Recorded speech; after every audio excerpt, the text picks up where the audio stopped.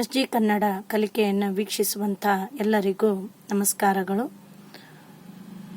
ಕಳೆದ ವರ್ಷಗಳಿಂದ ನಾವು ಕನ್ನಡ ವಿಷಯದ ಕುರಿತು, ಭಾಷೆಯ ಕುರಿತು, ವ್ಯಾಕರಣಾಂಶಗಳನ್ನು ನೋಡುತ್ತಿದ್ದೇವೆ. ಕಳೆದ ವಿಡಿಯೋದಲ್ಲಿ ನಾವು ನಾಮ ಪ್ರಕೃತಿ ಹಾಗೂ ನಾಮಪದ ವಿಭಕ್ತಿ ಪ್ರತ್ಯಯಗಳ ಕುರಿತು ತಿಳಿದುಕೊಂಡಿದ್ದೇವೆ. ನಾಮ ಪ್ರಕೃತಿ ಎಂದರೆ ನಾಮಪದದ ಮೂಲ ರೂಪವನ್ನು ನಾವು ನಾಮ ಪ್ರಕೃತಿ ಎಂದು ಕರೆಯುತ್ತೇವೆ. ಅದೇ ರೀತಿಯಾಗಿ ನಾಮ ಪ್ರಕೃತಿಯಲ್ಲಿ ಎರಡು ವಿಧಗಳನ್ನು ನಾವು ನೋಡಬಹುದು. ಹಾಗಾಗಿ ಇವತ್ತಿನ ವಿಡಿಯೋದಲ್ಲಿ ನಾವು ನಾಮ ಪ್ರಕೃತಿಗಳ ವಿಧಗಳನ್ನು ನಾವು ತಿಳಿದುಕೊಳ್ಳೋಣ. ಇನ್ನು ಯಾರೆಲ್ಲ ನಮ್ಮ ಚಾನೆಲನ್ನು ಸಬ್ಸ್ಕ್ರೈಬ್ ಮಾಡಿಕೊಂಡಿಲ್ಲ, ಆದಷ್ಟು ಸಬ್ಸ್ಕ್ರೈಬ್ ಮಾಡಿಕೊಂಡು ಲೈಕ್ ಮಾಡೋದರ ಮೂಲಕ ನಮಗೆ ಪ್ರೋತ್ಸಾಹ ಮಾಡಬೇಕೆಂದು ಕೇಳಿಕೊಳ್ಳುತ್ತೇನೆ. ನಾಮ ಪ್ರಕೃತಿಗಳು. ನಾಮ ಪ್ರಕೃತಿಗಳಲ್ಲಿ ನಾವು ಎರಡು ವಿಧಗಳನ್ನು ನೋಡುತ್ತೇವೆ. ಮೊದಲನೇದಾಗಿ ಸಹಜ ನಾಮ ಪ್ರಕೃತಿಗಳು, ಎರಡನೆಯದು ಸಾಧಿತ ನಾಮ ಪ್ರಕೃತಿಗಳು. ಅಂದರೆ ಸಹಜವಾಗಿ ಇರುವಂತಹ ನಾಮಪದದ ಮೂಲ ರೂಪವನ್ನು ನಾವು ಸಹಜ ನಾಮ ಪ್ರಕೃತಿಗಳು ಅಂತ ಕರೆಯುತ್ತೇವೆ.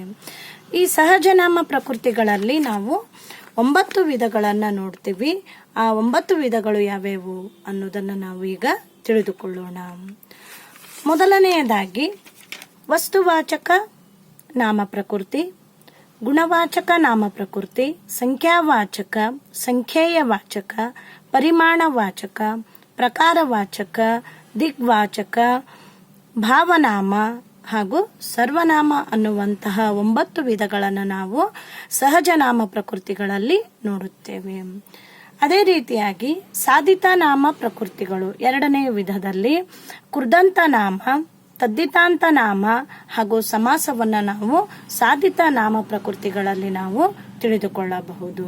ಹಾಗಾದ್ರೆ ನಾಮ ಪ್ರಕೃತಿಗಳು ಅಂತಂದ್ರೆ ಈ ನಾಮ ಪ್ರಕೃತಿಗಳು ನಾಮಪದದ ಮೂಲ ರೂಪವನ್ನು ಎಂದು ನಾವು ಹೇಳುತ್ತೇವೆ. ಯಾವುದು? ನಾಮ ಪದದ ಮೂಲ ರೂಪ. ಹಾಗಾದ್ರೆ ಉದಾಹರಣೆ ಕೊಡೋಣ. ಯಾವ ರೀತಿಯಾಗಿ ನಾವು ನಾಮ ಪ್ರಕೃತಿಯನ್ನ ತಗೋಬಹುದು? ಉದಾಹರಣೆ, ಮರ ಅನ್ನುವಂಥದ್ದು ಒಂದು ನಾಮ ಪ್ರಕೃತಿ. ಆದರೆ ಈ ನಾಮ ಪ್ರಕೃತಿಗೆ ನಾವು ಅ ಅನ್ನುವಂತಹ ವಿಭಕ್ತಿ ಪ್ರತ್ಯಯವನ್ನ ಸೇರಿಸಿದಾಗ ನಮಗೆ ಮರದ ಅನ್ನುವಂತಹ ಒಂದು ನಾಮಪದ ಸಿಗುತ್ತದೆ. ಹಾಗಾಗಿ ನಾಮಪದದ ಮೂಲ ರೂಪವನ್ನು ನಾವು ನಾಮ ಪ್ರಕೃತಿಗಳು ಎಂದು ಕರೆಯುತ್ತೇವೆ. ಅದರಲ್ಲಿ ನಾಮ ಪ್ರಕೃತಿಗಳಲ್ಲಿ 2 ವಿಧ. ಮೊದಲನೆಯದು ಸಹಜ ನಾಮ ಪ್ರಕೃತಿಗಳು, ಎರಡನೆಯದು ಸಾಧಿತ ನಾಮ ಪ್ರಕೃತಿಗಳು ಎಂದು ನಾವು ತಿಳಿದುಕೊಳ್ಳಬಹುದು. ಮುಂದಿನ ಒಂದು ವಿಡಿಯೋದಲ್ಲಿ ವಸ್ತುವಾಚಕ ಎಂದರೇನು, ಗುಣವಾಚಕ ಎಂದರೇನು, ಅದೇ ರೀತಿಯಾಗಿ ಸಾಧಿತ ನಾಮ ಪ್ರಕೃತಿಗಳಲ್ಲಿ ಬರುವಂತಹ ಕೃದಂತ ನಾಮ, ತದ್ದಿತಾಂತ ನಾಮ, ಸಮಾಸ ಇವುಗಳ ಕುರಿತಾಗಿ ನಾವು ಮುಂದಿನ ವಿಡಿಯೋದಲ್ಲಿ ನೋಡೋಣ.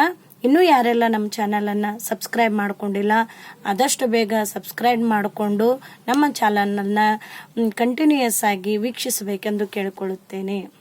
ನಮಸ್ಕಾರಗಳು.